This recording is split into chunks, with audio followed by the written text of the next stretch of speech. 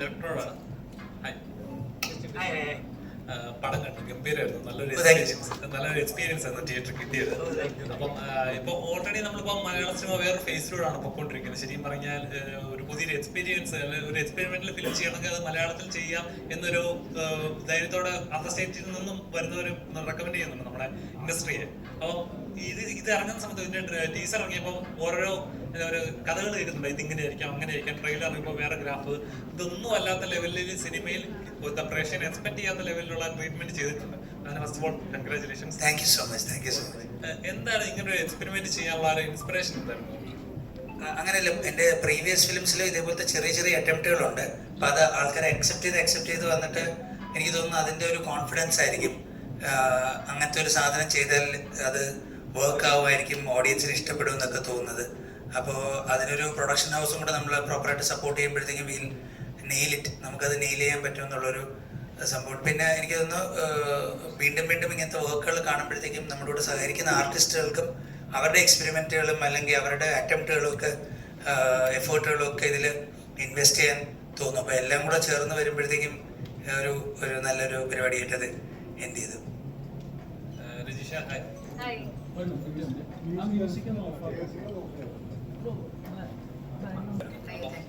ഇപ്പം തിയേറ്ററിൽ കഴിഞ്ഞ ദിവസം പറഞ്ഞ പോലെ ഓണയറിൽ നിന്ന് ഇപ്പൊ ഗ്രൗണ്ടിലേക്ക് ഇറങ്ങിയ ഒരു ഫീലിംഗ് ഉണ്ടോ?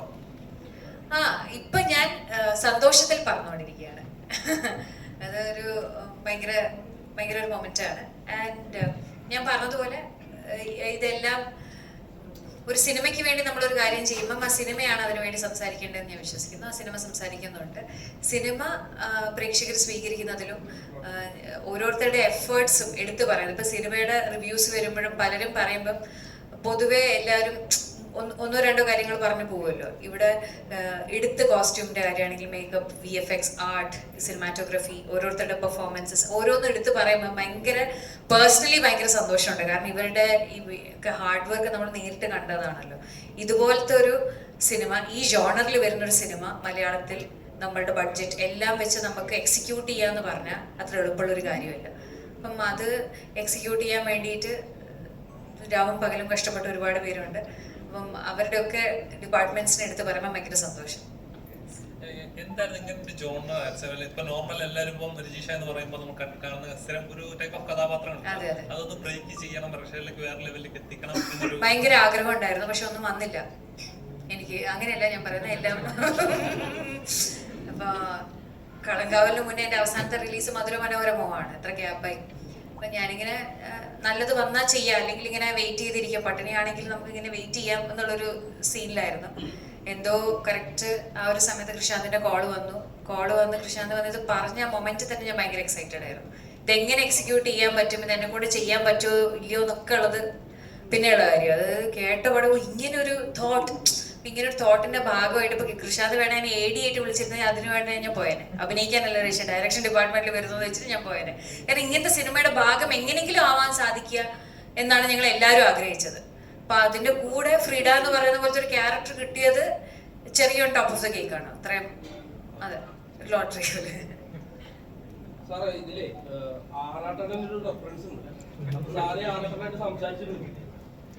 അല്ല, അത് ആറാട്ടണൻ മാത്രമല്ല, അത് ആ ഒരു ജോണറിൽ പെടുന്ന നമ്മുടെ ഇക്കോസിസ്റ്റത്തിൽ വരുന്ന ഫാനുകളെ എല്ലാവരും റെപ്രസെന്റ് ചെയ്യുന്നതാണ്. അത് നിങ്ങൾക്ക് ആറാട്ടണനായിട്ട് തോന്നിയത് ഭയങ്കര അത് ഒരുപാട് പേരുണ്ട്. ആറാട്ടണൻ ദിവ്യയെ വിളിച്ചു സംസാരിച്ചു, പുള്ളിക്ക് സിനിമ ഇഷ്ടപ്പെട്ടു. ആൻഡ് ആ സോങ് ഇറങ്ങിയപ്പോഴത്തേക്കും one of the people who really spoke, ഭയങ്കര വൈസായിട്ട് സ്പീക്ക് ചെയ്ത ഒരാളാണ് ആറാട്ടണ്ണൻ. അതിലൊരു വീഡിയോ ഒക്കെ ഉണ്ട്. അപ്പം നമ്മൾ ഭയങ്കര സർപ്രൈസിങ് ആണ്. നമ്മൾ ഒരു രീതിയിൽ വിചാരിക്കുന്ന ആൾക്കാർ വേറൊരു രീതിയിൽ അതിനെ റിയാക്ട് ചെയ്യും. നമ്മൾ വേറെ രീതിയിൽ വിചാരിക്കുന്ന ആൾക്കാർ എന്താണ് നിനക്ക് തുണി എടുത്തൂടെ എന്ന് ചോദിക്കുകയും ചെയ്യുന്നത് ഭയങ്കര സർപ്രൈസിങ് ആണ്. അതാണോ ഇവിടുത്തെ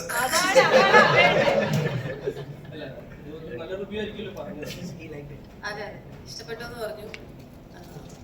കഴിഞ്ഞ വുമൻസ് ഡേക്ക് വിളിച്ചിട്ടുണ്ടായിരുന്നു. ശരി.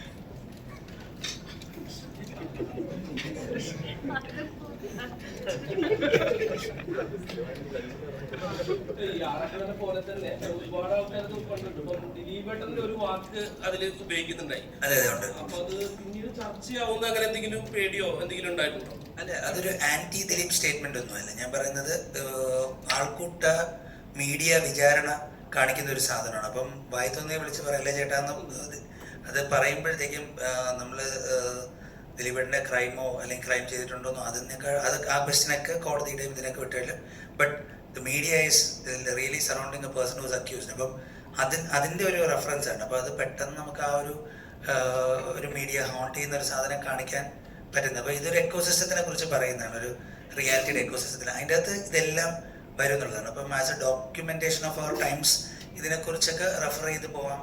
അതിനെ നമ്മൾ ഭയക്കേണ്ടതില്ല എന്നാണ് വിചാരിക്കുന്നത്. സിനിമ കണ്ടിറങ്ങിയ എല്ലാവരോടും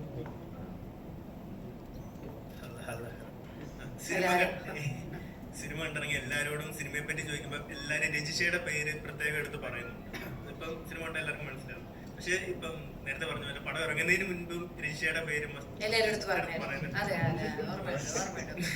ഓക്കെ. അപ്പം അത്തരത്തിലുള്ള ഒരു കോൺഫിഡൻസ് ഉണ്ടായിരുന്നു. അതായത് ഇപ്പം ഈ ട്രോൾസ് അല്ലെങ്കിൽ മീംസ് ഒക്കെ വരുമ്പോൾ പോലും പടം ഇറങ്ങട്ടെ, പടം ഇറങ്ങി കഴിഞ്ഞാൽ നിങ്ങൾ ഇതെല്ലാം മാറ്റി പറയും, അല്ലെങ്കിൽ അത്തരത്തിലുള്ള ഒരു കോൺഫിഡൻസ് അന്നേരം ഉണ്ടായിരുന്നു, അല്ലെങ്കിൽ ഇപ്പം എങ്ങനെയാണ് ഫീൽ ചെയ്യുന്നത്? അത് സിനിമയിലുള്ള കോൺഫിഡൻസ് ആണ്, അല്ലാതെ എനിക്ക് എൻ്റെ മറ്റേ അങ്ങനത്തെ പരിപാടിയല്ല. അത് സിനിമയിൽ, കാരണം നമുക്കറിയാലോ നമ്മളിത് എന്തിനാ ചെയ്തത്, സിനിമയ്ക്ക് ഇതിൻ്റെ ആവശ്യം എങ്ങനെയാണ് ഏതാണെന്ന് എനിക്കറിയാലോ.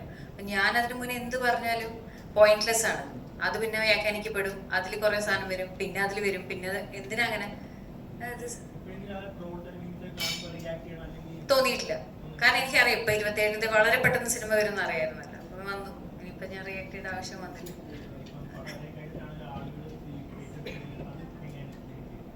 ഭയങ്കര സന്തോഷം. ഞാൻ പറഞ്ഞില്ലേ, അതാണ് നമ്മൾ സ്വീകരിക്കണമെന്ന് ആഗ്രഹിച്ചാണല്ലോ ഓരോരോ സിനിമയും നമ്മൾ ചെയ്യുന്നത്.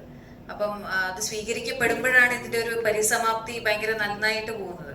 ഇതിനാണ് നമ്മൾ എവ്രി ഡേ, ആർട്ടിസ്റ്റ് ആണെങ്കിലും ടെക്നീഷ്യൻ ആണെങ്കിലും നമ്മൾ ഈ ജോലിക്ക് ഇറങ്ങി തിരിച്ച് പണിയെടുക്കുന്നത് അൾട്ടിമേറ്റ്ലി ഓഡിയൻസിന് നമ്മൾ ചെയ്യുന്ന സിനിമ ഇഷ്ടമാവണമെന്ന് വിചാരിച്ചിട്ടാണ്. അതാണ് പ്രൈമറി. അത് കഴിഞ്ഞിട്ടേ ഉള്ളൂ ഇതിൽ വരുന്ന ബാക്കി പണമാണെങ്കിലും ഫെയിം ആണെങ്കിലും നമ്മളുടെ എന്തൊക്കെയാണെങ്കിലും. പ്രൈമറി എന്ന് പറഞ്ഞാൽ നമുക്ക് സിനിമ പ്രേക്ഷകൻ സ്വീകരിക്കുക എന്നുള്ളതാണ്. അത് സ്വീകരിക്കപ്പെടുന്ന മൊമെന്റ് ആണ് നമ്മളെ സംബന്ധിച്ച് ഏറ്റവും കൂടുതൽ എക്സ്റ്റസി കിട്ടുന്ന ടൈം. ദിവ്യയുടെ ക്യാരക്ടറിനെ പറ്റി ആളുകൾ എടുത്ത് പറയുന്നുണ്ട്, ഇത്ര നാള് ചെയ്യാത്ത കൈൻഡ് ഓഫ് ഒരു ക്യാരക്ടറാണ്, ചിരി പടർത്തിയിട്ടുണ്ട് നല്ലപോലെ എന്ന് പറയുന്നുണ്ട്. അപ്പൊ എന്ത് തോന്നുന്നു പടം പറയാൻ കഴിഞ്ഞ എല്ലാവരും പ്രതികരണമൊക്കെ കേട്ട് കഴിയുമ്പോൾ? ഞാൻ ഭയങ്കര ഹാപ്പിയാണ്. കാരണം എനിക്ക് ചെയ്തുകൊണ്ടിരിക്കുന്ന ഒരു സംഭവത്തിൽ നിന്ന് എനിക്കൊരു ബ്രേക്ക് വേണമായിരുന്നു. കാരണം നമ്മുടെ ഉള്ളിൽ ആ ഒരു സാധനമുണ്ട്. ഞാൻ നാടകത്തിലൊക്കെ ചെയ്തിട്ടുണ്ട്, സിനിമയിൽ എനിക്കൊരു അവസരം കിട്ടിയിട്ടില്ല അന്ന് ബ്രേക്ക് ചെയ്യാൻ വേണ്ടിയിട്ട്. പ്രത്യേകിച്ച് ഈ ഒരു ഡെസ്റ്റിമോണ എന്ന് പറഞ്ഞ ക്യാരക്ടർ വെറുതെ ഒരു കോമഡി ക്യാരക്ടർ എന്ന് പറയാൻ പറ്റത്തില്ല. അത് ഭയങ്കര എഡ്ജിലാണ് നിൽക്കുന്നത്, വല്ലാത്തൊരു മീറ്ററിലാണ് നിൽക്കുന്നത്. അപ്പം എനിക്ക് അതിൻ്റെ ഒരു ടെൻഷൻ ഉണ്ടായിരുന്നു. പക്ഷെ ഞാൻ പ്രീമിയർ കണ്ടു കഴിഞ്ഞിട്ട് ഒരുപാട് ഭയങ്കര നല്ല റെസ്പോൺസ് ഉണ്ടായിരുന്നു. പക്ഷെ അപ്പോഴും ഞാൻ വിചാരിച്ചു ഓക്കെ, FDFSന് എന്താണ് ഒരു കോമൺ ഓഡിയൻസിൽ നിന്ന് എന്താണ് കിട്ടുന്നതെന്ന് ഞാൻ വെയിറ്റിംഗ് ആയിരുന്നു. പക്ഷെ ഇന്ന് എനിക്ക് ഒരുപാട് പേഴ്സണൽ മെസ്സേജസും പടം കണ്ടു കഴിഞ്ഞിട്ടാണെങ്കിലും ഒരുപാട് അപ്രിസിയേഷൻ കിട്ടി. എനിക്ക് മാത്രമല്ല ഇതിൽ അഭിനയിച്ചിരിക്കുന്ന നിരഞ്ജനും വിഷ്ണു അഗസ്ത്യ, രജിഷ, ആൻഡ് എല്ലാവർക്കും പെർഫോമൻസിന് ഒരു സ്പെഷ്യൽ ക്രെഡിറ്റ്സ് കിട്ടിയിട്ടുണ്ട്. ഭയങ്കര ഹാപ്പിയാണ്. And I am so grateful to Krishanth.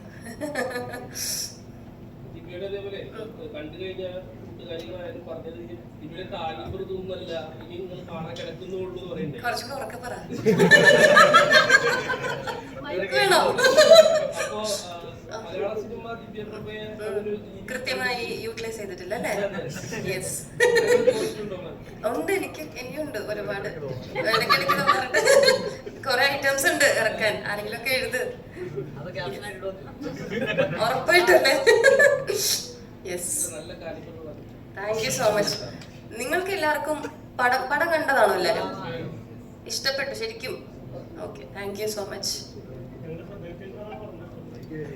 ഞാൻ ഹൃദയത്തിൽ നിന്നാണ് ആൻസർ ചെയ്തത്. ശരി, താങ്ക് യു. അതുപോലെ ഈ കഥാപാത്രം ട്രാവൽ ചെയ്യുന്ന ഒരു കഥ, അതായത് എല്ലാ മനുഷ്യർക്കും ഈ പറഞ്ഞ പോലെ എല്ലാ മനുഷ്യർക്കും ഇപ്പോൾ സെലിബ്രിറ്റികളായാലും ശരി ഇനി കോമൺ മാനായാലും ശരി എല്ലാവർക്കും അവരുടെ പ്രൈവസി ഉണ്ട്. അതായത് ഇപ്പം ഒരു ഫാൻ പറയുന്ന ഒരു ഡയലോഗ് ഉണ്ട്, എൻ്റെ മനസ്സിൽ ഇത് പോയി. അപ്പോൾ എല്ലാ മനുഷ്യർക്കും അവരുടെ ഹയർ പൊസിഷനുണ്ട്, ലോ പൊസിഷനുണ്ട്. അപ്പം എല്ലാ സക്സറിക്ക് പോയിന്റ്സിലും പൊട്ടുന്നുണ്ട്. അപ്പൊ പൊട്ടേണ്ടവർക്ക് പൊട്ടുന്നുണ്ട്, പറയുന്നുമുണ്ട്, കിട്ടുന്നുമുണ്ട്. ശരിക്കും കഥാപാത്രം ചെയ്യുന്ന സമയത്ത് തോന്നിയിട്ടുണ്ടോ എനിക്ക് പറയാനുള്ള അല്ല കുറെ ഉൾപ്പെടുത്തിയിട്ടുണ്ടെന്നുണ്ട്? ഹലോ, കേക്കാവോ? ഞാൻ ഈ സിനിമ നമ്മൾ പ്രീമിയർ കഴിഞ്ഞപ്പോഴും അല്ലാത്തപ്പോഴും എൻ്റെ അടുത്ത് ഏറ്റവും കൂടുതൽ പേഴ്സണലി വന്ന് സംസാരിച്ചത് കുറെ ആക്ട്രസസ് ആണ്. അവര്, ഞാൻ പേരെടുത്ത് പറയുന്നില്ല, ഓരോരുത്തരും വന്നിട്ട് അവർക്കിത് കുറെ പോയിന്റ്സ് ഭയങ്കര റിലേറ്റബിൾ ആയിരുന്നു, കുറെ മൊമെന്റ്സ് ഇത് ഭയങ്കര റിലേറ്റബിൾ ആയിരുന്നു എന്നവർ പറഞ്ഞു. അത് നമ്മൾ പറയുന്ന പോലെ ഈ പ്രൈവസി കയറി എൻക്രോച്ച് ചെയ്തോട്ടെ എന്ന് നന്ദുചേട്ടൻ ഇതിലൊരു ഡയലോഗ് ചോദിക്കുന്നുണ്ട്. അത് ഏത് മൊമെന്റ് വരെ നമുക്കത് ഓക്കെ ആണ് എന്നുള്ളൊരു കാര്യമുണ്ടല്ലോ. ഇപ്പം ഈവൻ ഞാനൊരു ജേർണലിസം സ്റ്റുഡൻ്റ് ആണ്, ഞാൻ ജേർണലിസം പഠിച്ചിട്ട് വന്ന ഒരാളാണ്. അപ്പം എനിക്കറിയാം ഇതിൻ്റെ എത്തിക്സ് എന്താ, നമ്മൾ എന്തൊക്കെയാണ് ഫോളോ ചെയ്യേണ്ടത്. പക്ഷെ ഇന്നത്തെ ഒരു കാലഘട്ടത്തിൽ നമ്മൾ എന്തൊക്കെ ഫോളോ ചെയ്യുന്നുണ്ട്. അപ്പം ചുമ്മാ പറയുകയാണെങ്കിൽ ഒരു മരണ വീട്ടിൽ പോയാൽ നമ്മൾ എന്തൊക്കെയാണ് ചോദിക്കുന്നത്, എങ്ങനെയൊക്കെയാണ് കവർ ചെയ്യുന്നത്, എങ്ങനെയൊക്കെയാണ് ഷൂട്ട് ചെയ്യുന്നത്, എന്തൊക്കെയാണ് നമ്മൾ അപ്ലോഡ് ചെയ്യുന്നത്. ഇതിന് നമ്മൾ ഓരോരുത്തർക്കും as A citizen, as A human being നമുക്ക് റെസ്പോൺസിബിലിറ്റി ഉണ്ടല്ലോ. നമ്മുടെ ഒരു അതൊക്കെ എല്ലാം നമുക്ക് സ്കൂളിൽ പഠിപ്പിച്ചു തരാനും കോളേജിൽ പഠിപ്പിച്ചു തരാനും പറ്റില്ല, കുറേയൊക്കെ നമ്മൾ തന്നെ അല്ലേ. അപ്പോൾ ആ റെസ്പോൺസിബിലിറ്റി വിട്ട് കുറേ പേര് പെരുമാറുമ്പം അത് ആരെയാണെങ്കിലും അത് ഹേർട്ട് ചെയ്യും. അത് പബ്ലിക് ഫിഗർ ആണെങ്കിലും പ്രൈവറ്റ് ഫിഗർ ആണെങ്കിലും അതൊരു നേരിയ വരെയാണ് നമ്മൾ. അപ്പം എല്ലാവരും അവരവരുടെ വിവേകവും ഇതൊക്കെ ഉപയോഗിച്ച് പെരുമാറിയാൽ കുറച്ചും കൂടി ഒരു ബെറ്റർ സിറ്റുവേഷനിലേക്ക് നമുക്ക് പോകാൻ പറ്റുമായിരിക്കും എന്ന് എനിക്ക് തോന്നുന്നുണ്ട്. പിന്നെ ഇങ്ങനത്തെ പോയിന്റ്സ് സിനിമയിൽ നമ്മളിങ്ങനെ അഭിനയിക്കുമ്പോൾ ആഡ് ചെയ്ത പോയിന്റ്സ് അല്ല, ഇതൊക്കെ വ്യക്തമായി കൃഷാന്ത്, ഞാൻ പറഞ്ഞ സിനിമയിലുള്ള എല്ലാം നേരത്തെ കൃഷാന്തിന്റെ ഒരു ഭയങ്കര കിട്ടുള്ള പരിപാടി നമ്മൾ ഷൂട്ട് ചെയ്യുന്നതിന് മുന്നേ പുള്ളി അടിപൊളിയായിട്ട് വരയ്ക്കും. എല്ലാത്തിനെ കുറിച്ചും നല്ല രീതിയിലുള്ള സ്കെച്ച് ബോർഡ്സും സ്റ്റോറി ബോർഡ്സും ഭയങ്കരമായിട്ടുള്ള ഒരു പ്രിപ്പറേഷൻ ഇതിന്റെ പുറകെയുണ്ട്. അപ്പൊ എനിക്ക് തോന്നുന്നു ടെക്നിക്കൽ ഡിപ്പാർട്ട്മെന്റിൽ വർക്ക് ചെയ്യുന്ന എല്ലാവർക്കും അത് ഭയങ്കര എളുപ്പമാണ്. പാട്ടിനാണെങ്കിലും കോസ്റ്റ്യൂം ആണെങ്കിലും നമുക്കങ്ങനെ ഒരു കാറ്റത്ത് പോയിട്ട് നമുക്ക് കൃത്യമായിട്ട് അറിയാം എങ്ങനെയാണ്. അപ്പൊ അത് എക്സിക്യൂട്ട് ചെയ്യാനും കുറച്ചും കൂടി ഈസിയർ ആയിരിക്കും എന്ന് എനിക്ക് തോന്നുന്നു. സോ ഒരു നല്ല രീതിയിലുള്ളൊരു പ്ലാനിങ് ഈ സിനിമയുടെ പുറകിൽ പോയിട്ടുണ്ട്, അത് എഴുത്തിലാണെങ്കിലും ടെക്നിക്കലാണെങ്കിലും. ശരിക്കും പറഞ്ഞാൽ ആ ക്ലൈമാക്സ് കണ്ട സമയത്ത് ശരിക്കും ഗംഭീരമായിട്ട് എന്താ പറയാ ഒരു ഫ്രസ്ട്രേഷൻ ഒക്കെ തീർത്ത് ഇതാകുന്ന ഫീലിംഗ് ഉണ്ടല്ലോ. അവരെല്ലാം കൂടെ ബാരിയറെല്ലാം ബ്രേക്ക് ചെയ്ത് ചെയ്യുന്ന ഒരു അവസ്ഥ. അപ്പം ശരിക്കും അങ്ങനെ ഫീൽ ചെയ്തു. അപ്പം ശരിക്കും പറഞ്ഞാൽ നമ്മുടെ സൊസൈറ്റിയുടെ അതിപ്പം ടെക്നോളജി അഡ്വാൻസ്ഡ് ആയിക്കൊണ്ടിരിക്കും. ഇപ്പം നല്ല ഇനി എങ്ങോട്ടാ പോകുന്നത് പോലും അറിയത്തില്ല, അത്ര അഡ്വാൻസ് ആയിക്കൊണ്ടിരിക്കും. അപ്പം ശരിക്കും ഇതിനൊരു ബാരിയർ വേണ്ടതാണ് അല്ലെങ്കിൽ വേണം എന്ന് കരുതുന്നുണ്ടോ? അത് നമ്മളായിട്ട് തന്നെ തീരുമാനിക്കണം. ഞാൻ അതാ പറയുന്നത്. ഇപ്പൊ നമ്മള് ചില സിറ്റുവേഷനിൽ എനിക്ക് തോന്നുന്നത് നമ്മൾ എപ്പോഴും എല്ലാവരും ഇങ്ങനെ പഴിചാരിക്കൊണ്ടിരിക്കുവാണല്ലോ. ഓ അത് ഗവൺമെന്റ് ചെയ്തില്ല, ഇത് അവര് ചെയ്തില്ല, ഇത് ഇവര് ചെയ്തില്ല. എപ്പോഴും ഒരു തേർഡ് പേഴ്സണിലോട്ട് ഈ ബ്ലെയിം ഇടാൻ നമുക്കൊരു ടെൻഡൻസി ഉണ്ട് മനുഷ്യർക്ക് എന്ന് എനിക്ക് തോന്നുന്നു. നമ്മളായിട്ട് എന്താ ചെയ്യുന്നത്? ഇപ്പം നമ്മളൊന്നുമില്ല, റോഡിൽ കൂടെ പോകുമ്പോൾ എന്തോരം പേര് വേസ്റ്റ് ചുമ്മാ എടുത്ത് കളയുന്നത്. ഇതൊക്കെ ഞാൻ പറഞ്ഞ ഒരു ബേസിക് നമുക്കായിട്ടൊരു മാറ്റം വരുന്നുണ്ട്. അപ്പം ഞാൻ ചെയ്യുന്ന എൻ്റെ ജോലി ഇതാണെങ്കിൽ, അഭിനയമാണെങ്കിൽ ഇതിൽ ഞാൻ എന്തൊക്കെ എത്തിക്സ് എനിക്ക് ഫോളോ ചെയ്യണം, മീഡിയ ആണ് എന്തൊക്കെ ഫോളോ ചെയ്യും, അത് നമ്മളായിട്ട് തന്നെ കണ്ടുപിടിക്കണം. അതിന് അല്ലാതെ നമുക്കൊരു ഗൈഡ് ലൈൻസ് ഒന്നും കൊണ്ടുവരാൻ ബുദ്ധിമുട്ടായിരിക്കും എന്ന് എനിക്ക് തോന്നുന്നു. വിഷ്ണു ഹായ്. പടത്തില് ഒരു ഫസ്റ്റ് ഹാഫ് കഴിഞ്ഞിട്ട് സെക്കൻഡ് ഹാഫിലോട്ട് കയറുന്ന പിന്നെ സ്കോറിംഗ് ആണ്.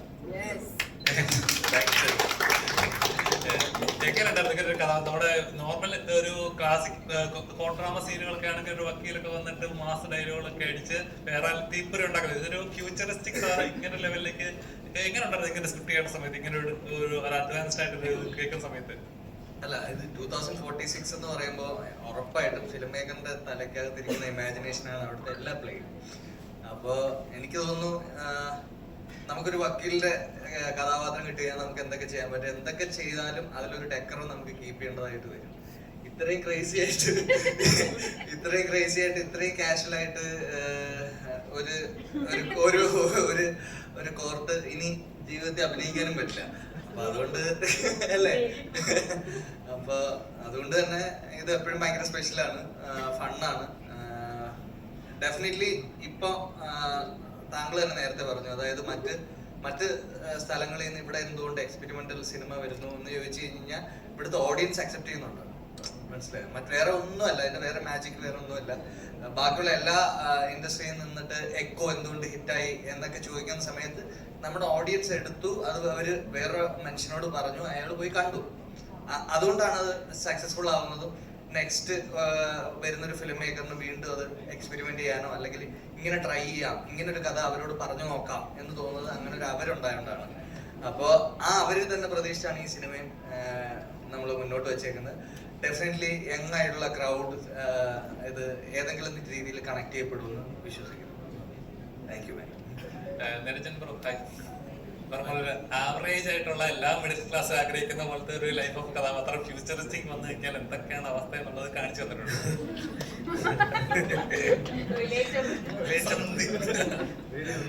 ഇവിടെ നിന്ന് ടൈം ട്രാവൽ ചെയ്ത് പോയ ഓരോരുത്തരാണ് വളരെ റിലേറ്റബിൾ. എങ്ങനെ ഉണ്ടായിരുന്നു നമ്മൾ ഇതിനു മുമ്പ് ഗഗനചാരിയായിരുന്നു പറഞ്ഞാൽ എടുത്തിട്ട് ഒരു സൈഫൈ അല്ലെങ്കിൽ കോമിക് ആയിട്ടുള്ള ഒരു പടം എന്ന് പറയുമ്പോൾ അത് ബ്രേക്ക് ചെയ്ത് പ്രേക്ഷകരിലേക്ക് ഇത് എത്തിക്കുക എന്ന് പറയുന്ന ഒരു ചെറിയൊരു കാര്യമല്ല.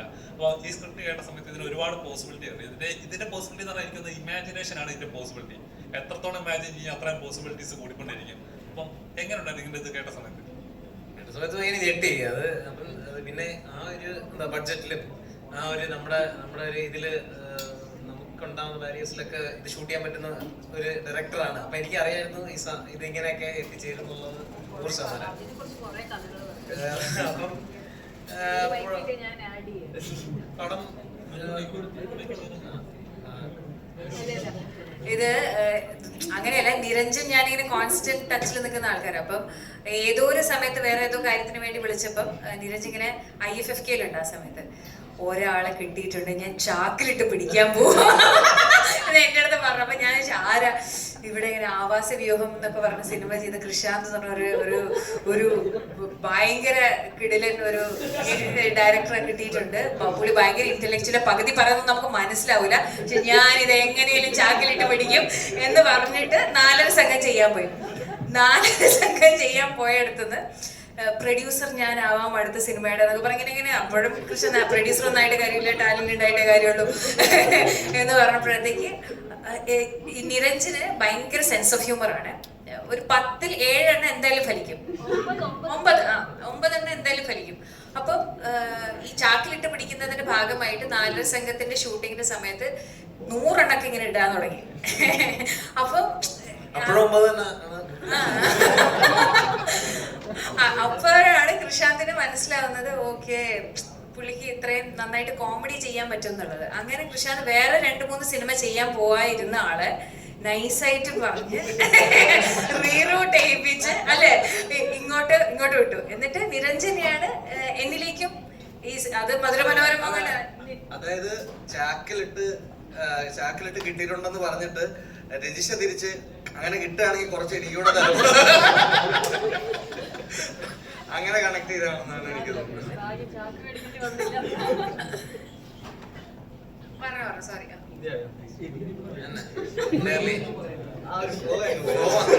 അല്ല പക്ഷെ അതെന്തൊരു കിടിലം പരിപാടിയാണ്. നിരഞ്ജ് അങ്ങനെ ചെയ്തുകൊണ്ട് നിരഞ്ജ് ഗോട്ട് ബ്രില്യൻ ക്യാരക്ടർ അല്ലേ. അപ്പൊ നമ്മളൊക്കെ കുറച്ച് ചാക്കും കൊണ്ട് അത് വേറെ കേസാണ്.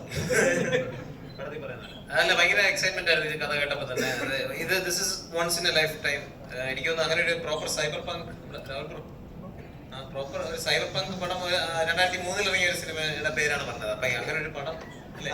അതങ്ങനല്ല, ഞാനിപ്പം സൈബർ പങ്ക് എന്ന് പറയുന്നത് ഇവിടെ തന്നെയാണ് ഞാൻ ആദ്യം കേൾക്കുന്നത്. പണ്ടെപ്പോഴും കേട്ടിട്ടുണ്ടോ എന്നുള്ളതേ ഉള്ളൂ.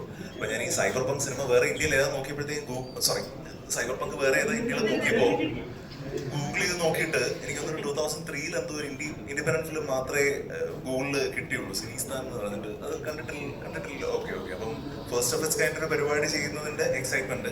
പിന്നെ ആളെന്ത് ചെയ്താലും ഞാനുണ്ട്, ഞാൻ കൂടെ ഉണ്ട്. ക്യാരക്ടർ ഇല്ലെങ്കിൽ മറ്റേ ടെക്നിക്കൽ ഡിപ്പാർട്ട്മെന്റിൽ എവിടെയെങ്കിലും ഉണ്ടാവും. ഞാനിപ്പോ അത് ദിവസം അയച്ചത്, അപ്പൊ എപ്പോഴും ഉണ്ടാവണം നിർബന്ധമില്ലല്ലോ.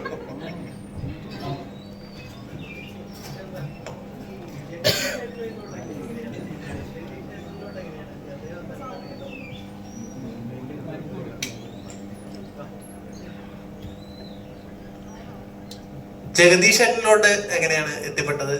ഈ ജഗദീഷ് ചേട്ടനിലോട്ട് എങ്ങനെയാണ് എത്തിപ്പെട്ടത്? അദ്ദേഹം എന്താണ് പറഞ്ഞത് കഥ കേട്ടപ്പോൾ? ജഗദീഷ് സാറിൽ ഞാൻ പുരുഷപ്രയത്തിന് വേണ്ടിയിട്ട് റീച്ച് ഔട്ട് ആദ്യം ചെയ്ത്.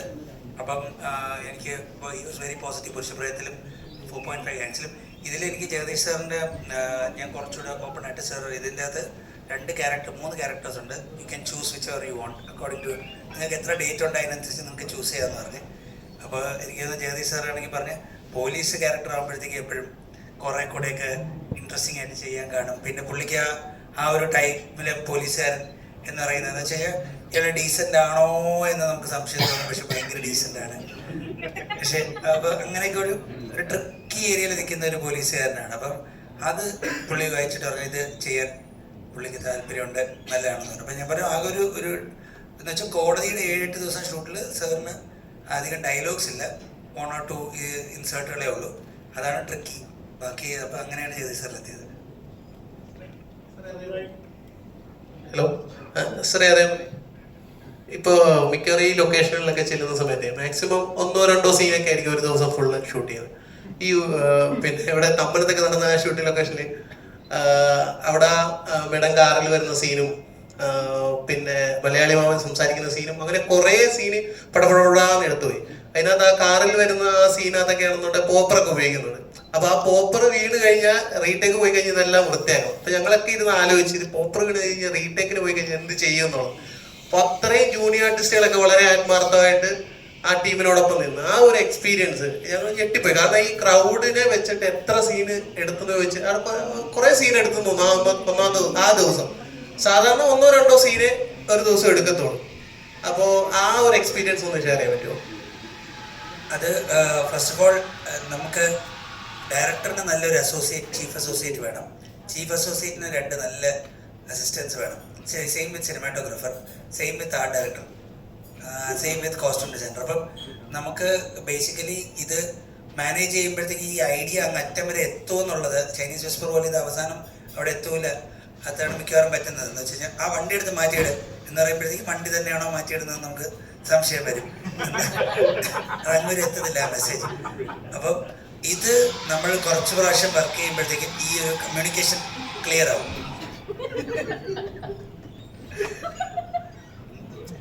ഇല്ല അപ്പം അതാണ് ഇവിടെ ക്ലിയർ ആയിട്ട്. അപ്പോൾ എനിക്ക് എൻ്റെ ചീഫുമായിട്ടുള്ള നിഖിലുമായിട്ടുള്ള ഒരു ഇതിൽ ഫുൾ കമ്മ്യൂണിക്കേറ്റ് ചെയ്യും. അതുപോലെ തന്നെ ഇത് ഡോക്യുമെൻ്റ് ആയിട്ട് പോകുമ്പോൾ എല്ലായിടത്തും ഈ സാധനം പോയിട്ട് മൈക്കിലും വിളിച്ചു പറയും, സീൻ ഫുള്ളും റിഹേഴ്സൽ ചെയ്യും. അപ്പം പിന്നെ അതുപോലെ തന്നെ ജൂനിയർ ആർട്ടിസ്റ്റുകൾ വെറുപ്പിക്കാറില്ല, അല്ലെങ്കിൽ നമ്മളങ്ങനെ തെറിയൊക്കെ വിളിക്കാതിരിക്കാൻ മാക്സിമം നോക്കും. അൺലെസ് ഭയങ്കരമായിട്ട് നമ്മളെ പറ്റിക്കാൻ നോക്കുമ്പോൾ മാത്രമേ സൈഡിൽ കൊണ്ടുവരുത്തി സംസാരിക്കാറുള്ളൂ. അല്ലാതെ ഭയങ്കര ജെന്യുവനായിട്ട് തന്നെയാണ് ഡീൽ ചെയ്യുന്നത്.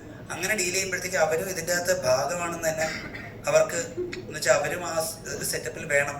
അവരുണ്ടെങ്കിൽ അവരുടെ മൂവ്മെൻറ്റുകൾ കൊറിയോഗ്രാഫ്റ്റാണ്. അപ്പം അങ്ങനത്തെ ഒരു രീതിയിൽ പോകുമ്പോഴത്തേക്ക് എല്ലാവരും സഹകരിച്ച് നിൽക്കും. പിന്നെ ബേസിക്കലി ഡയറക്ടറിൻ്റെ ആറ്റിറ്റ്യൂഡാണ് ഫുൾ ടീമിൻ്റെ ഒരു ആറ്റിറ്റ്യൂഡായിട്ട് ഇവഞ്ച്വലി ഒരു സിനിമയിൽ റിഫ്ലക്റ്റ് ചെയ്യുന്നത്. അപ്പോൾ അത് മാക്സിമം ഞാൻ ആ ആറ്റിറ്റ്യൂഡ് കീപ്പ് ചെയ്യാനും നോക്കും, എൻ്റെ ടീംമേറ്റ്സ് കീപ്പ് ചെയ്യാൻ നോക്കും.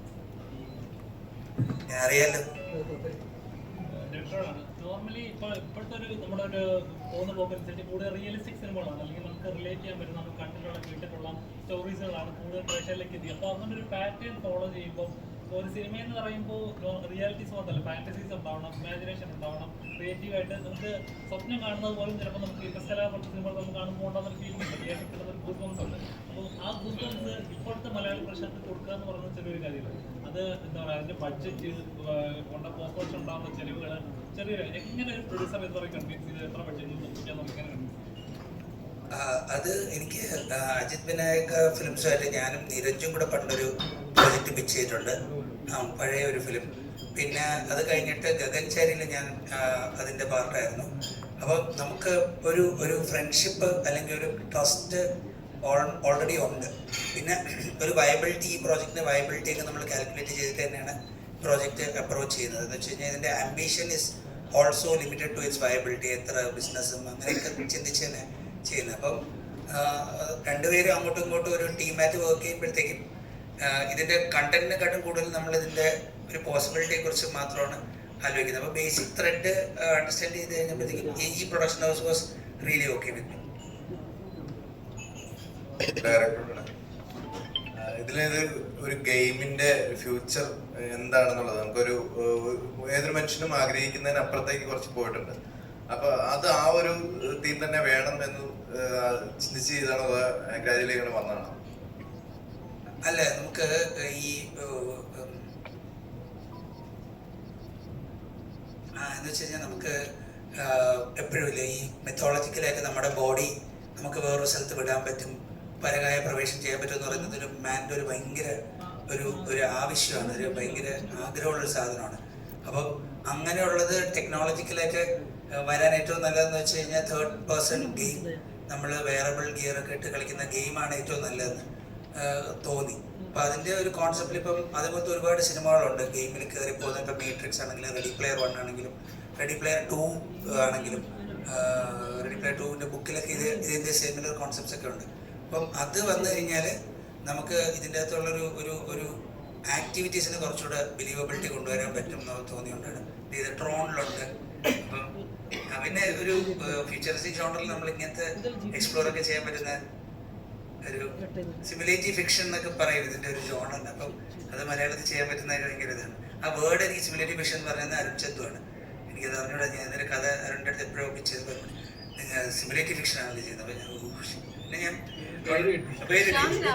ChatGPT കേട്ട് ഞാൻ പിന്നെ സിമുലേറ്റീവ് ഫിക്ഷൻ്റെ ആളായി. സാറേ അതുപോലെ തന്നെ നമ്മളിപ്പോ ഇടയ്ക്കിടയ്ക്ക് പോലീസ് റൗണ്ട് കിട്ടുന്നത് കാണിക്കുന്നുണ്ട്. അതായത് അതും 2046 നമ്മുടെ ബൊലേറോ തന്നെയാണെന്നുള്ളതൊരു അത്ഭുതമായിട്ട് തോന്നി. അപ്പൊ അത് ഫ്ലൈയിങ് സ്ക്വാഡാണ്. അപ്പൊ യഥാർത്ഥത്തിൽ പക്ഷെ ഫ്ലൈ ചെയ്യുന്നത് ഫ്ലൈയിങ് സ്ക്വാഡ് എന്ന് പറഞ്ഞാൽ എഴുതിയിട്ടൊക്കെ ഫ്ലൈയിങ് സ്ക്വാഡ്. അല്ല ബൊലേറോ തന്നെ വേണം, അല്ലെങ്കിൽ ഒരു ഡ്രോൺ വെച്ച് ചെയ്യാം എന്നുള്ള രീതിയിലൊക്കെ ചിന്തിക്കാം. ഇത്രയും ചിന്തിച്ച ആൾക്ക് അതെന്തുകൊണ്ട് അത്രയും പുറകിലോട്ട് പോകാൻ ചാൻസ്?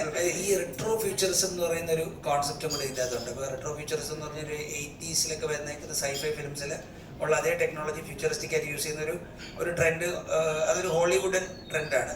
അപ്പം നമ്മുടെ റെട്രോ ഫ്യൂച്ചറിസം എന്ന് പറഞ്ഞു കഴിഞ്ഞാൽ നമ്മുടെ ബൊളേറോയും സുമോയും ഒക്കെ പറക്കുന്നതും പഴയ ആംബുലൻസുകളും അങ്ങനെയുള്ള ഒരു, അതുപോലെ തന്നെ ഇപ്പോൾ വാട്ടർ കൂളറൊക്കെ നമ്മൾ കണ്ടു കഴിഞ്ഞാൽ നമ്മുടെ വീട്ടിലിരിക്കുന്ന വാട്ടർ കൂളർ വീട് സ്ക്വയറായി സർക്കിൾ ആയിക്കൊണ്ടിരിക്കുകയാണ് നമ്മുടെ വീട്ടിൽ. അപ്പം അതൊരു ആപ്പിളിൻ്റെയൊക്കെ ഡിസൈൻ ഐഡിയയാണ് നമ്മുടെ വീട്ടിലൊക്കെ എല്ലാ ഡിസൈൻ സാധനങ്ങളും ഫോളോ ചെയ്യുന്നത്. പക്ഷേ റെട്രോ ഫീച്ചേഴ്സ് ആണെങ്കിൽ എല്ലാം സ്ക്വയറുകളാണ്, ബോക്സ് ഒക്കെ ആണ്. എന്ന് വെച്ചാൽ അഴുക്ക ഡിസൈനാണ്. അപ്പോൾ അത് ആ ഡിസൈൻ സാധനം വന്നിട്ടുണ്ട്. അപ്പോൾ ഇത് ഭയങ്കര രസമുള്ളൊരു ശ്രീജിത്ത് റെട്രോ ഫീച്ചേഴ്സ് ഒന്നും ബ്രീഫ് ചെയ്യുമോ?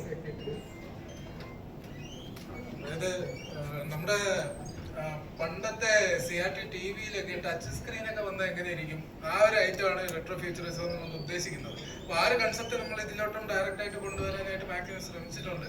അത് നോർമലി ഒരു സ്കാനർ ആണെങ്കിൽ അതിലൊരു മഞ്ഞ ലേസർ കൂടെ അടിച്ചു വിടും. ആ ഒരു സെറ്റപ്പ് മാക്സിമം വർക്കൗട്ട് എല്ലാവർക്കും ആയിട്ടുണ്ടെന്നാണ് വിശ്വാസം.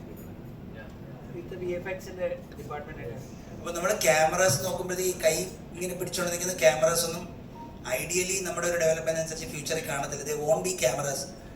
നമുക്ക് എവിടെ നിന്നും ഇങ്ങനെ കൈവച്ച് വരച്ചെടുക്കാൻ പറ്റും, ജനറേറ്റഡ് ഇമേജസ് ആയിരിക്കും. പക്ഷെ നമുക്ക് ഈ പഴയ ക്യാമറ പിടിച്ചുകൊണ്ട് നിൽക്കുന്ന പോലത്തെ സൂപ്പർ ഹൈറ്റ് അങ്ങനെയൊക്കെയുള്ള ക്യാമറാസ് ഒക്കെ ഡിസൈൻ ചെയ്ത്, അപ്പോൾ കുറച്ചൊരു റെട്രോ സാധനം കൂടെ ഇടയ്ക്ക് വരും. ഈ കേബിൾസ് ഒക്കെ വെച്ചേക്കുന്നതൊക്കെ അല്ലേ, RCA കേബിൾസ് ഒന്നും ഇപ്പോഴത്തെ ഡിവൈസസിലൊന്നും വയ്ക്കില്ല. അപ്പോൾ അത് ദാരിദ്ര്യമല്ല, അത് ഒരു റെട്രോ ഫീച്ചറിസത്തിന്റെ ഭാഗമാണ്. അതൊരു കോൺസെപ്റ്റ് ആണ്. അങ്ങനെ അപ്പൊ അതാണ് ഈ ബൊളേറോയ്ക്ക് വന്നേക്കുന്നത്. എന്തുകൊണ്ടാണ് ക്ലൈമാക്സിൽ പ്രേക്ഷകന് ചിന്തിക്കാൻ വേണ്ടിയിട്ടാണോ ഇങ്ങനൊരു ഫൈറ്റ് അവസാനം അങ്ങനെ കൊണ്ട് കൊടുത്തിരിക്കുന്നത്? ശരിക്കും വേണമെങ്കിൽ അങ്ങനെ തന്നെ വേണമെങ്കിൽ നമുക്ക് എൻഡ് ചെയ്യിക്കാൻ പറ്റുമായിരുന്നു. പക്ഷേ 2 രീതിയിൽ അല്ല 3 രീതിയിൽ അത് പ്രേക്ഷകന് ചിന്തിക്കാവുന്ന ലെവലിലാണ് എൻഡ് ചെയ്തിരിക്കുന്നത്. അങ്ങനെ പ്രേക്ഷകനെ കൺഫ്യൂസ് ചെയ്യിക്കാൻ എന്നുള്ളതുകൊണ്ടാണോ? അല്ല, എനിക്കതിൽ ഈ 3 രീതി ഞാൻ ഷൂട്ട് ചെയ്ത് വെച്ചിരുന്നു. എന്നിട്ട് I was not sure whether I want to put it. അപ്പോൾ ഞാൻ എക്കോ സിനിമ ഉണ്ട്. അപ്പോൾ എക്കോ സിനിമ ഉണ്ട്. അപ്പോൾ അതിലൊക്കെ ഓപ്പൺ എൻഡിങ് വന്നിട്ട് ഓഡിയൻസ് അക്സെപ്റ്റ് ഒക്കെ ചെയ്തു.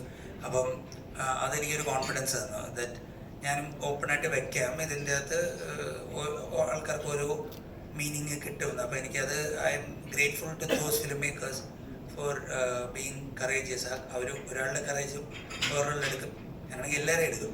അപ്പോൾ എനിക്ക് ആ കറേജ് അവരെ നിന്നാണ് കിട്ടിയത്.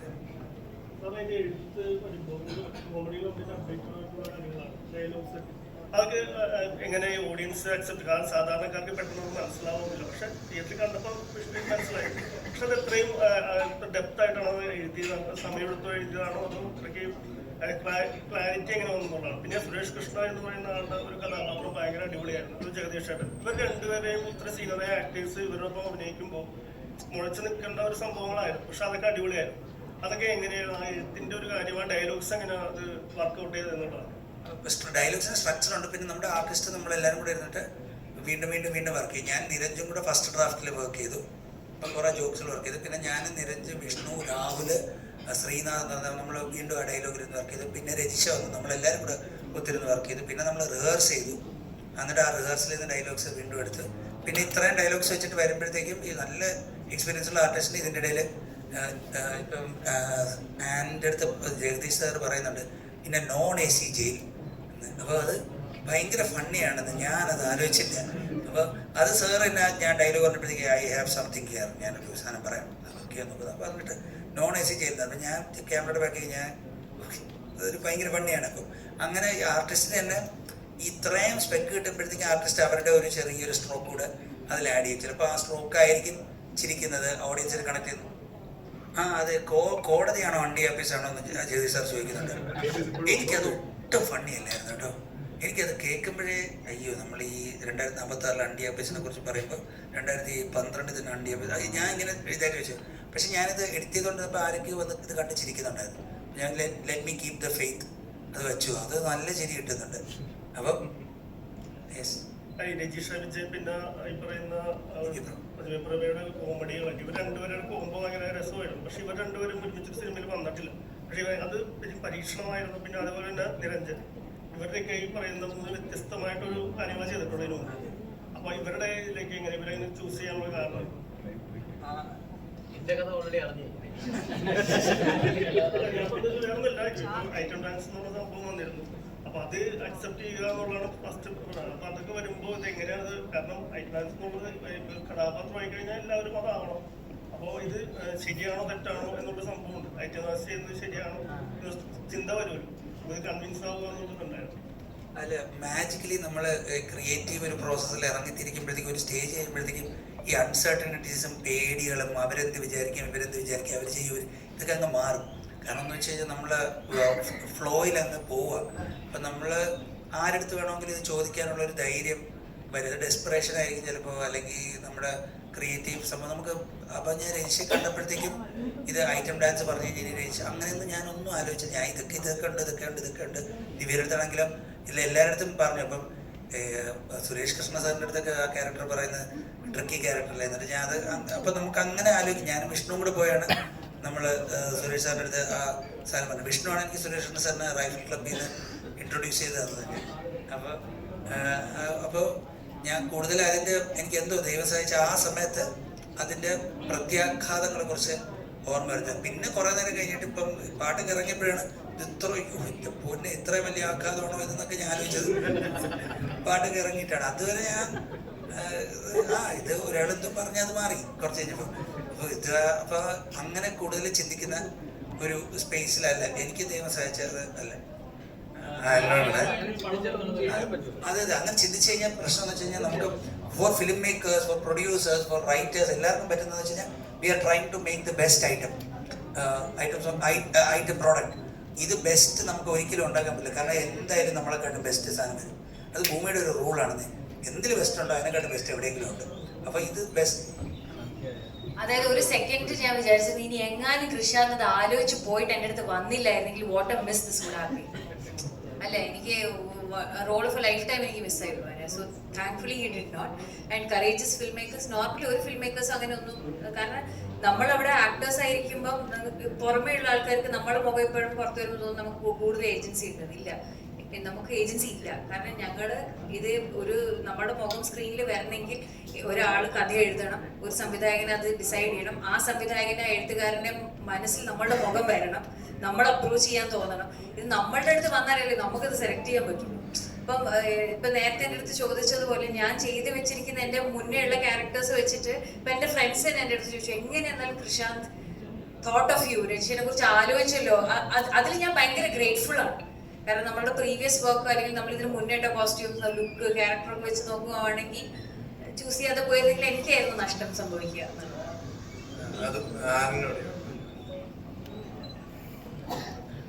ഈ സിനിമയിലെ കഥാപാത്രം എന്ന് പറഞ്ഞു കഴിഞ്ഞാല് ഒരു ഹസ്ബൻഡ് ആൻഡ് വൈഫ് പിരിഞ്ഞിരിക്കുമ്പോഴും അവർ തമ്മിൽ വളരെ നന്നായിട്ട് പെരുമാറുന്ന രണ്ട് കഥാപാത്രങ്ങളായിട്ടാണ്. അതിനകത്ത് നമുക്കിപ്പം എത്രയാണെങ്കിലും പിരിഞ്ഞു കഴിയുമ്പം അതിനകത്ത് വരുന്ന ചില തോട്ടുകൾ ഉണ്ടാവുമല്ലോ. അപ്പൊ അത് ശരിക്കും ഒരു മനുഷ്യന്റെ ഇതിലേക്ക് വരുമ്പോൾ അത് മായ്ച്ചു കളയാന്ന് പറയുന്നത് അത്ര എളുപ്പമൊന്നുമല്ല. പക്ഷെ അത് വളരെ റിയലിസ്റ്റിക് ആയിട്ട് അവതരിപ്പിച്ചു. അപ്പൊ അതിനു വേണ്ടിയിട്ട് എന്താ ശരിക്കും ചെയ്തത്? കാരണം വെച്ചാൽ നമ്മൾ ആ രണ്ട് സാധനവും വേണം താനും, എന്നാലും അത് മറ്റുള്ളവർക്ക് മനസ്സിലാവുകയും ചെയ്യരുത്. അപ്പൊ അതൊരു ആ ഒരു രീതിയിൽ എന്താ എങ്ങനെ എടുത്തത്? ഞാനൊന്നും ചെയ്തില്ല. മുടി വെട്ടി ഒരു സൈഡ് ചെയ്ത് തന്നു. കൃഷ്ണാന്ത് കണ്ടപ്പോ തന്നെ പറഞ്ഞു, ആദ്യം തന്നെ പറഞ്ഞു ഇതാണ് ലുക്ക് എന്ന്. ഐ വാസ് വെരി എക്സൈറ്റഡ് പടത്തിന് വേണ്ടി അങ്ങനെയൊക്കെ ചെയ്യാൻ പറ്റുന്നത് തന്നെ. പിന്നെ Krishand, I am a fan of കൃഷാന്ത്സ് ഫിലിംസ്. അപ്പം അതിലൊരു ഭാഗമാകാൻ പറ്റിയത് തന്നെ വലിയ കാര്യം. വിത്ത് ഇങ്ങനെ ഒരു ഭയങ്കര interesting cast, interesting story. So it was fun. അതുപോലെ തന്നെ ഒരു ജയിലിലേക്ക് കയറി വരുമ്പോൾ കാണാനാണെന്ന് കരുതുകയും അത് കഴിഞ്ഞ് കുറ്റവാളിയാണ് എന്തിനാണ് വരുന്നതെന്നുള്ളത് മനസ്സിലായപ്പോ നല്ലൊരു ചിരി ഉണ്ടായിരുന്നു. ശരിക്കും അത് ആ ഒരു സാധനമൊക്കെ ചെയ്യുമ്പോൾ എന്തായിരുന്നു മനസ്സിലുണ്ടായിരുന്നേ? പക്ഷെ അത് പറയുന്നത് നമുക്ക് ചെയ്യുന്നു. പിന്നെ ഐ തിങ്ക് നിരഞ്ജന്റെ കൂടെ എനിക്ക് കുറച്ചും കൂടെ ചെയ്യാനുള്ള നിരഞ്ജനോടാണ്. ആൻഡ് ഹി വെറുതെ അങ്ങോട്ട് റിയാക്ട് ചെയ്ത് കൊടുത്താൽ മതി, പുള്ളിക്കാരൻ ചെയ്തോളൂ. അപ്പം യെസ്, താങ്ക്സ് നിരഞ്ജ്. ഹ്യൂമൻസ് ആണ് അവിടെ. പക്ഷേ ഇപ്പം ലാലേട്ടന്റെ കൂടെ ഒരു പടം വരുന്നുള്ളത് കേട്ടിട്ടുണ്ട്. അപ്പൊ അത് ഇതേപോലത്തെ ഫ്യൂച്ചറിസ്റ്റിക് ആയിട്ടുള്ള ഒരു പടമായിരിക്കും. അല്ല, നമുക്ക് അതിനെ കുറിച്ച് ഇപ്പോൾ പറയേണ്ടത്, അതിന്റെ അപ്ഡേറ്റ്സ് ഒക്കെ നിരഞ്ജ് തരുന്നതായിരിക്കും. കുറെ it's A mass film, mass പടമാണ്. അതേപോലെ ഈ സിനിമയ്ക്കകത്ത് തന്നെ ഇത് ഒരു രജിസ്ട്രേഡ് സിനിമ എന്ന് പറയുന്നുണ്ട്. അപ്പം സെൽവി എന്ന് പറയുന്ന സമയത്ത് society is a market, we are a product എന്ന് പറയുന്ന ഒരു ഫീലിംഗ് ഉണ്ടല്ലോ. ശരിക്കും പറഞ്ഞാൽ ഇപ്പം സൊസൈറ്റിയിൽ റെലവെന്റ് ആയിട്ടൊരു നടന്നുകൊണ്ടിരിക്കുന്ന ഒരു കാര്യമാണ്. അപ്പം അങ്ങനെയൊക്കെ ഒരു തോട്ട് വരാനുള്ള ഒരു കാര്യം എന്താണ്? അതെന്ന് വെച്ചാൽ നമ്മൾ ഇതിൻ്റെ അകത്ത് ജീവിക്കുമ്പോഴത്തേക്കും ഇതെല്ലാം വിൽപ്പനയുടെ ഒരു പല പല സ്ഥലങ്ങളിലാണ് നമ്മൾ താമസിക്കുന്നത്, ജീവിക്കുന്നത്. അപ്പം എസ്പെഷ്യലി അപ്പം വാല്യൂ ഉള്ള ആൾക്കാർ. ഇപ്പം ആ ഡയലോഗ് എക്സാക്ട്ലി പറഞ്ഞത് വിഷ്ണു അഗസ്ത്യാണ് എൻ്റെ അടുത്ത്.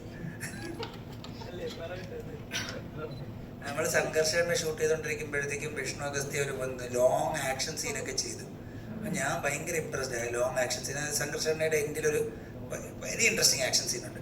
അപ്പം ഞാനൊന്നും അത്ര ഫിറ്റ് അല്ല. അപ്പം വിഷ്ണു ഫിറ്റായിട്ട് ഇത്ര ആക്ഷനൊക്കെ ചെയ്തു, വീണ്ടും ചെയ്യുന്നു, ചാടുന്നു, എല്ലാം കഴിഞ്ഞിട്ടപ്പം ഞാൻ വിഷ്ണുവിൻ്റെ അടുത്ത് ഇങ്ങനെ സർപ്രൈസ് എടുത്തിട്ട് ചോദിച്ചാൽ വിഷ്ണു ഇങ്ങനെ തളർന്നിട്ട് ഭയങ്കര കഴിവാടോ, കൊണ്ടുപോയി എന്നെ വിൽക്കടോ.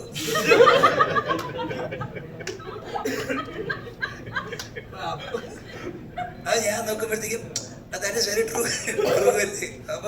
അപ്പൊ ഞാൻ രജീഷയുടെ അടുത്തും ഈ ഡയലോഗ് വിഷ്ണു ഇങ്ങനെ പറഞ്ഞതായിട്ട് തന്നെയാണ്, ഈ ഡയലോഗ് ഇത് പറയേണ്ട രീതി ഇങ്ങനെയാണ് അപ്പൊ എന്ന് പറഞ്ഞു. രജീഷ, ശരിക്കും അങ്ങനെ ഡയലോഗ് പറഞ്ഞ സമയത്ത് എങ്ങനെയാണ് ഫീൽ ചെയ്തിരുന്നത്? അതായത് ഇപ്പൊ ശരിക്കും സൊസൈറ്റി റെലവെന്റ് ആയിട്ടുള്ളത് നടക്കുന്ന ഹിന്ദിയും കൂടെ ഇട്ടേ ഉള്ളൂ.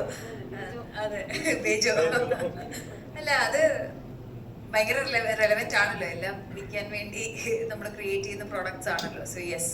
പക്ഷെ എനിക്ക് വിഷ്ണുവേട്ടന്റെ കറക്റ്റ് മോഡുലേഷൻ പറഞ്ഞു തന്നതുകൊണ്ട് കുറച്ചും കൂടെ അടിപൊളിയായത്. ഒരു സെക്കൻഡ് പാർട്ടിന്റെ ഒരു സാധ്യത കൂടെ ഉണ്ടല്ലോ. ഒരു ഭാവിയിൽ ഒരു കേസിയോ ഒക്കെ പ്രതീക്ഷിക്കാം.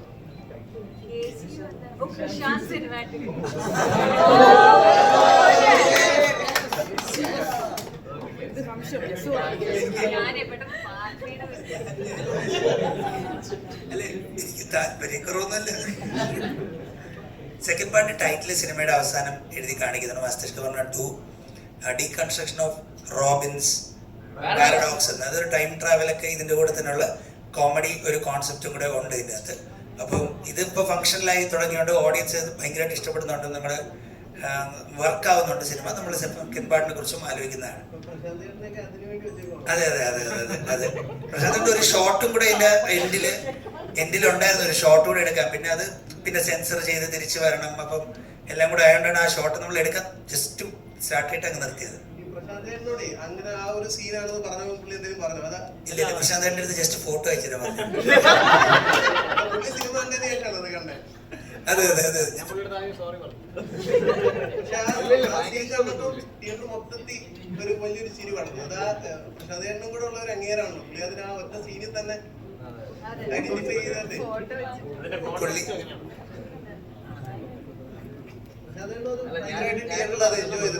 ഞാനിത് പറഞ്ഞപ്പോ പ്രശാന്തേട്ടൻ പറഞ്ഞ ചേട്ടാ നീ ഇത് വേറെ എവിടെ പോയി പറയരുത്, പിന്നെ ഇനി ഡയറക്ടേഴ്സ് എന്റെ ഫോട്ടോ മാത്രമേ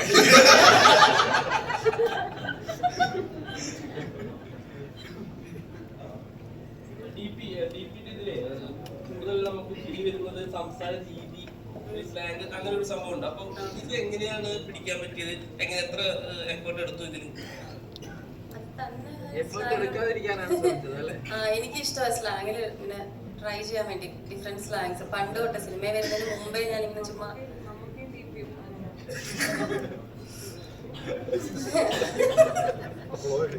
ഫ്ലോയും പോയി അല്ല അപ്പൊ അല്ല അത്ര അപ്പൊ അത് പക്ഷെ അതിന് ഓക്കെ ആയിരുന്നത്. പിന്നെ എനിക്ക് ഭയങ്കര ടെൻഷൻ ഉണ്ടായിരുന്നു ഈ സ്ലാങ് ഒക്കെ സൂക്ഷിച്ച് കൈകാര്യം ചെയ്യണമല്ലോ. പക്ഷെ ട്രിവാൻഡ്രത്തുള്ള ആൾക്കാർ വന്നിട്ടത് ഭയങ്കര രസമുണ്ടെന്നൊക്കെ പറഞ്ഞപ്പോ ഹാപ്പി ആയി. അതെ അതെ. നിങ്ങൾക്ക് ഓർമ്മയുണ്ടോ ഏതെങ്കിലും ഡയലോഗ്? കാലത്തിലുള്ളതല്ലേ തവയിൽ വരത്തുള്ളൂ.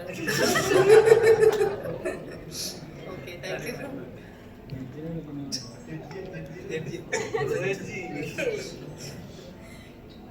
എന്തോന്ന് റെജി ഇത്? എന്താ മോള്?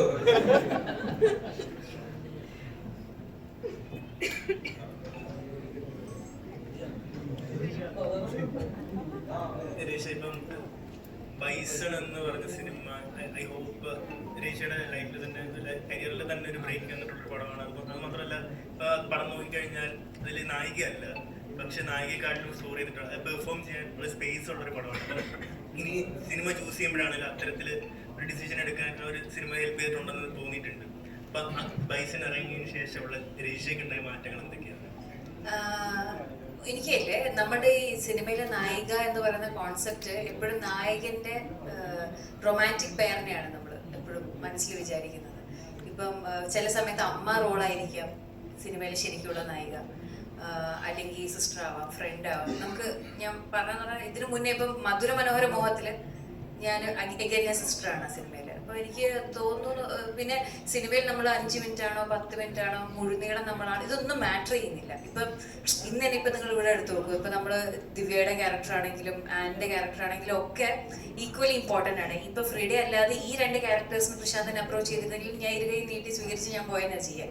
ഞാൻ പറയാന്ന് പറഞ്ഞാൽ എവിടെ നല്ല ഹോപ്പ് ഉണ്ട്, എവിടെ നല്ല ക്യാരക്ടർ കിട്ടുമോ അവിടേക്ക് എത്തിപ്പെടാനുള്ള ഒരു ഭാഗ്യം കിട്ടുക എന്നുള്ളതാണ് പ്രൈമറി. പിന്നെ ബൈസൺ സക്സസ്ഫുൾ ആയി എന്നുള്ളത് എനിക്ക് ഭയങ്കര സന്തോഷം തരുന്നൊരു കാര്യമാണ്. കാരണം ഞാൻ തമിഴിലാകെ കുറച്ച് സിനിമകൾ ചെയ്തിട്ടുള്ളൂ. അപ്പോൾ ഏത് സിനിമ നമ്മൾ ചെയ്യുമ്പം ആ സിനിമ വർക്കാവുമ്പോൾ ഭയങ്കര സന്തോഷമാണല്ലോ. അതുപോലെ തന്നെ ഇപ്പം ഇന്ന് മസ്തിഷ്ക കാരണം ഇവിടെ നല്ല റിവ്യൂസ് കിട്ടുമ്പോൾ ഭയങ്കര സന്തോഷം.